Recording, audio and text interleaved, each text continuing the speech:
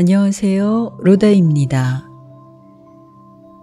2022년을 새롭게 시작하면서 올 한 해를 어떻게 보낼지 생각하고 또 작년에 있었던 일들을 되돌아보게 됩니다. 인생이 그냥 흘러가는 것 같지만 그 과정에서 때로는 견디기 힘든 일들도 많이 일어나죠. 그래서 삶의 무게는 결코 가볍지 않으며 누구에게나 삶에 대한 막연한 불안과 고통은 늘 따라오기 마련입니다. 그런데 유란시아서에서는 삶을 이처럼 고통스럽게 받아들이는 인간의 태도를 안타까워합니다. 유란시아서에서는 오히려 삶을 다른 각도로 바라보게 합니다. 자, 이제 그 이야기를 해드리겠습니다.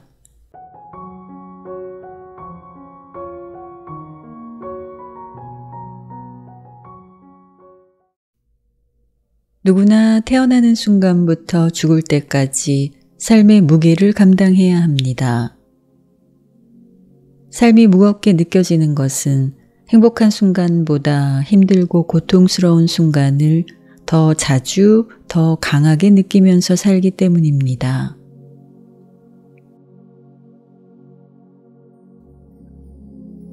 그리고 이러한 삶의 무게감은 육체가 나 자신이 되어 드러난 현실의 결과로 자신을 판단하는 삶에서 비롯됩니다. 예를 들어 육체의 건강, 물질적 풍요, 자신의 욕망을 이루겠다는 의도와 함께 타인에게 인정받는 것이 삶의 목적이 되면 이 모든 바램들을 이룬다 하더라도 또 어느 순간 무너져 내릴지 알 수 없습니다.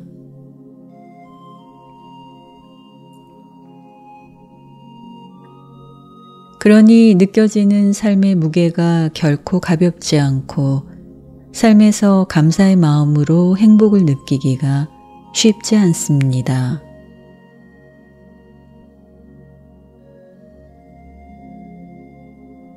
하지만 유란시아서에는 이와 같은 인간의 삶에 대한 관점이 틀렸음을 지적합니다. 유란시아서에는 삶의 관점을 언급하기 위해 먼저 우주의 관리 체계부터 이야기합니다. 하나님은 이 우주를 창조하신 후 자신의 아들 신들에게 각자의 지역 우주를 창조하도록 권한을 주셨습니다. 아들 신들이 자신이 창조한 지역 우주를 관리하는 데 있어 완전한 권한을 얻기 위해서는 조건이 있습니다. 이 조건은 자신이 창조한 세계에서 직접 피조물의 체험을 해야만 한다는 것입니다. 그 과정에서 가장 마지막 단계가 물질 행성에서 인간의 체험을 하는 것입니다. 유란시아 즉 지구가 속한 지역 우주인 레바돈의 창조주 아들 미가엘 또한 완전한 창조 권한을 얻기 위해 그러한 단계를 밟았습니다. 창조주 아들 미가엘이 완전한 권한을 얻기 위해 마지막으로 택한 물질 행성인 지구에서 예수라는 이름으로 살다 가셨다는 내용은 유란시아서에 자세히 나와 있습니다. 하나님이 왜 아들 신조차 자신이 창조한 지역 우주에 완전한 권한을 얻기 위해 스스로 피조물의 체험을 하도록 의도하셨는지 이해한다면 인간이 왜 이런 삶을 살아야만 하는지 또한 이해가 가능합니다. 하나님이 창조한 우주 성격자들의 진화와 성장은 대부분 체험을 통해 이루어집니다. 높은 차원의 신조차도 자신이 창조한 피조물의 체험을 통해 신의 완전한 권한을 얻도록 하였으니 인간 역시 예외일 수 없습니다. 인간의 몸은 동물의 기원을 가졌지만 육체 안에 영혼이 내재되는 순간부터 혼은 진화를 목적으로 우주 여행을 시작합니다. 그리고 혼은 삶을 살아가는 그 과정을 통해 성장합니다. 이것이 신이 의도한 체험적 성장입니다.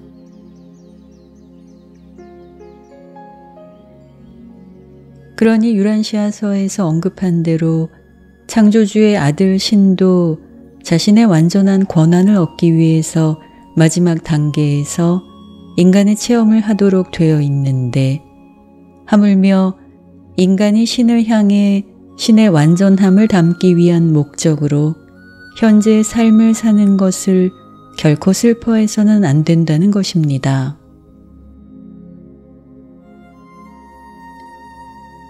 이 진리를 받아들인다면 당신의 삶은 얼마든지 달라질 수 있습니다. 당신이 힘들어했던 과거의 삶이 바로 당신 혼의 진화를 위해 경험해야만 했던 체험임을 깨닫게 됩니다. 그리고 그 경험을 통해 당신의 혼이 조금씩 성장했음에 삶에 대한 감사한 마음을 가질 수 있습니다. 삶은 그저 이유 없이 우연히 당신에게 주어진 시간들이 아닙니다.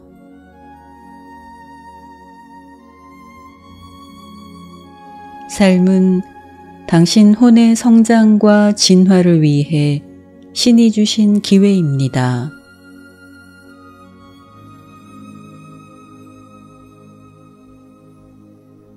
그리고 당신은 있는 그대로 이 우주에서 가치 있는 존재이며 당신의 삶은 이 우주에서 무엇과도 바꿀 수 없는 귀한 체험의 시간들입니다.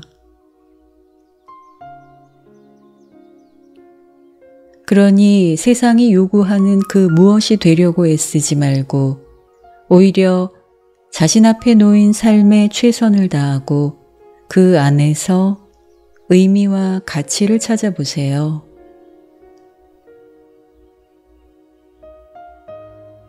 그런 당신의 의지와 노력 속에 당신을 사랑하는 하나님도 함께하고 계신다는 것을 잊지 마시기 바랍니다.